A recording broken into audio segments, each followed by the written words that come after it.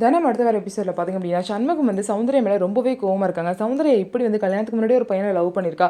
அது மட்டும் இல்லாமல் அந்த பையன் வந்து சௌந்தர்யா வந்து ப்ரெக்னெண்ட்டாக வேறு ஆக்கியிருக்கான்.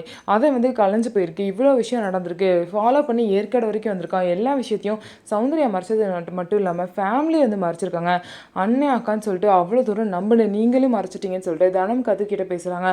உடனே வந்து சண்முகத்துக்கு வந்து தனம் வந்து பேசி புரிய வைக்க ட்ரை பண்ணாங்க. ஆனால் எவ்வளவோ புரிய வைக்க ட்ரை பண்ணியும் அவங்க புரிஞ்சுக்கல. ஏன்னா அவ்வளோ தூரம் சௌந்தர்யா மேலே சண்முகம் கோவமாக இருக்காங்க. அதுக்கப்புறம் ருக்மணி அம்மா தன்னோட பொண்ணு வாழ்க்கை எப்படியாவது காப்பாற்றணும், இந்த பொண்ணை ஏற்றுக்கோங்கன்னு சொல்லிட்டு ரொம்பவே சண்முகத்துக்கிட்ட கெஞ்சுறாங்க. காலில் விழுந்துறாங்க. இதுக்கப்புறம் சண்முகம் வந்து யோசிக்கிறாரு, சரி நான் சௌந்தர்யா வந்து ஏற்றுக்கிறேன், சேர்ந்து வாழ்கிறேன். ஆனால் உங்கள் கூட சௌந்தர்யா இருக்கக்கூடாது. நான் சௌந்தர்யா கூட்டிட்டு எங்கள் வீட்டுக்கு போகிறேன். இனிமேல் சௌந்தர்யா கிட்ட நீங்கள் யாரும் பேசலாம் கூடாது அப்படிங்கிற மாதிரி சொல்லிடுறாங்க.